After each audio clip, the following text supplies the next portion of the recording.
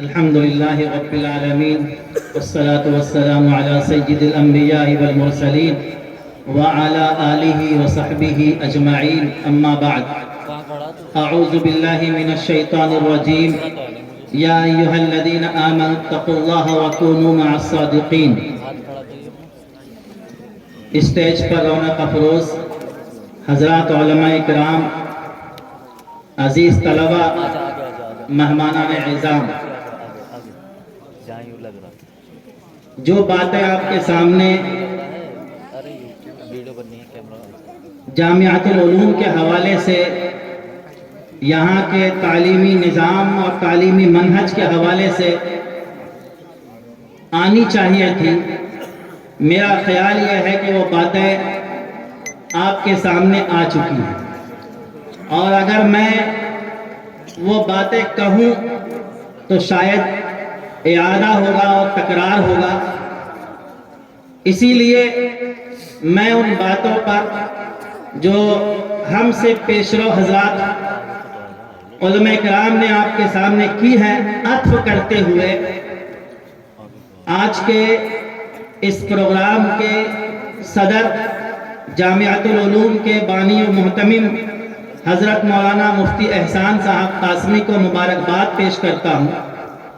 ان کے اساتذہ کو مبارکباد پیش کرتا ہوں کہ انہوں نے ایک نظام بنایا، اور ایک خوبصورت نظام، اور اس کا ایک عملی نمونہ آپ کے سامنے پیش کیا ہے۔ دیوبند کے اندر افتاء کے ادارے بہت سارے قائم ہیں، لیکن میرا خیال یہ ہے کہ مرکزی اداروں کے بعد جامعۃ العلوم کے اندر افتاء کی تعلیم ایک ممتاز حیثیت رکھتی ہے۔ میں نے خود یہاں کے سالانہ امتحانات کے کاپی جانچ کی، اس سے اندازہ ہوا کہ یہاں صرف بھرتی کے داخلے نہیں ہوئے ہیں، بلکہ پورے سال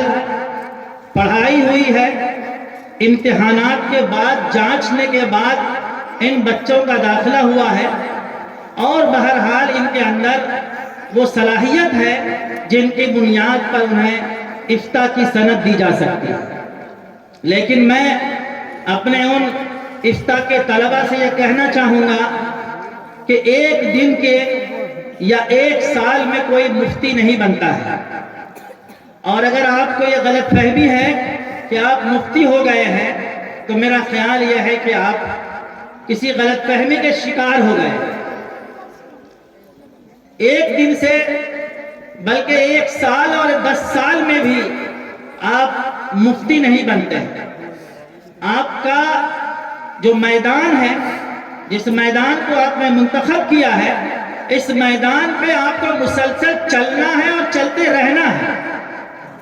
جب جا کر کے آپ کسی مقام پر فتویٰ دینے کے اہل ہو پاتے ہیں۔ میں نے قرآن کریم کی ایک آیت پڑھی ہے جس کے اندر اللہ تعالیٰ نے ایمان والوں سے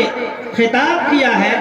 یا ایھا الذین آمنوا اتقوا اللہ، اے ایمان والو تقوی اختیار کرو۔ یہ تقوی ہر مومن کے لیے ہے، قرآن کریم کا یہ خطاب ہر مسلمان کے لیے ہے کہ اے ایمان والو تقوی اختیار کرو۔ امام غزالی رحمۃ اللہ علیہ نے لکھا ہے کہ اللہ تعالیٰ نے تقوی اختیار کرنے کے ساتھ ساتھ تقوی کے راستے بھی بتلائے ہیں، تقوی کے راستے بھی بتلائے ہیں کہ کس راستے سے ہماری زندگی کے اندر تقوی کی صفت پیدا ہو۔ وَكُونُوا مَعَ الصَّادِقِينَ، کہ نیک لوگوں کے ساتھ رہو، نیک کی صحبت سے آپ کی زندگی کے اندر تقوی کی صفت پیدا ہو۔ دوسری چیز امام غزالی نے کہا، اچھے لوگوں کو دوست بناؤ، اچھے لوگوں کو دوست بنانے سے آپ کے اندر تقوی کی صفت پیدا ہو۔ یہ تقوی کی صفت ہر مسلمان کے لیے ہے، لیکن ایک مفتی کے لیے لازمی اور بنیادی شرط ہے کہ مفتی کو متقی ہونا چاہیے۔ علامہ ابن حمام رحمۃ اللہ علیہ نے فتح القدیر کے اندر بڑی بلیغ عبارتیں نقل کی ہیں کہ جس شخص کی زندگی میں، جس مفتی کی زندگی کی صفت ہوتی ہے اللہ تعالیٰ اس کے لیے اپنے رحمت کے دروازے کھول دیتے ہیں، مشکل مسائل کی گرہیں اس کے سامنے کھل جاتی ہیں، اور مشکل سے مشکل مسئلے میں جس شخص کی زندگی میں تقوی ہو، خدا کا خوف ہو، وہ خدا کے سامنے ہاتھ کو اٹھاتا ہے، اللہ تعالیٰ اس کے لیے راستے کھول دیتے ہیں۔ وَاتَّقُوا اللَّهَ وَيُعَلِّمُكُمُ اللَّهُ، جس شخص کی زندگی میں تقوی ہوگا اللہ تعالیٰ اس کو سکھلا دیں گے۔ وَمَن يَتَّقِ اللَّهَ يَجْعَلْ لَهُ مَخْرَجًا، جس شخص کی زندگی کے اندر تقوی ہو اللہ تعالیٰ ہر مشکل سے اس کے لیے راہ نکال دیتے ہیں۔ اس لیے میرے عزیز طلبہ، ہماری زندگی کے اندر تقوی کی صفت پیدا ہونی چاہیے، اور تقوی کی یہ صفت آپ کے اندر پیدا ہوگی نیکوں کی صحبت سے۔ وَكُونُوا مَعَ الصَّادِقِينَ، آج آپ نے اپنے جن اساتذہ سے کتابیں پڑھی ہیں، آپ کا یہ رشتہ صرف 1 سال کے لیے نہیں بلکہ ہمیشہ کے لیے ہونا چاہیے، اور جب آپ ہمیشہ اپنے اساتذہ کے ساتھ مربوط رہیں گے تو دھیرے دھیرے روحانیت انسان کی منتقل ہوتی ہے، اور ایک وقت آئے گا کہ وہ صفات آپ کے اندر منتقل ہو جائیں گی۔ یہ ایک بہت لازمی اور بنیادی چیز ہے کہ ہماری زندگی کے اندر تقوی کی صفت پیدا ہو۔ دوسری بنیادی چیز ہے استمرار، مسلسل جہد، مسلسل مطالعہ۔ آپ اپنے اپنے علاقوں میں چلے جائیں گے، اپنے اپنے گھروں میں رہیں گے، بہت سے لوگ ہوں گے جن کا مشغلہ پڑھنا اور پڑھانا نہیں ہوگا، تجارت میں لگ جائیں گے، کاروبار میں لگ جائیں گے، لیکن مفتی آپ کا خطاب ہے، لوگ آپ کو مفتی صاحب کے نام سے پکاریں گے۔ آپ کی ذمہ داری یہ ہے کہ آپ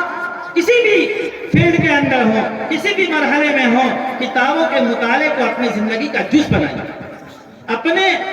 صبح و شام کے اوقات میں سے کوئی وقت متعین کیجئے جس کے اندر آپ مطالعہ کر سکیں۔ خاص طور پر فقہ کی کتابوں کا مطالعہ اگر آپ کرتے رہیں گے تو جو آپ نے سیکھا ہے وہ باقی رہے گا، اور اس کے اندر اضافہ ہوتا رہے گا، اور دھیرے دھیرے ایک ذوق اور ایک مزاج بنے گا جس کے ذریعے سے آپ کے اندر فتویٰ دینے کی وہ صلاحیت پیدا ہو جائے گی۔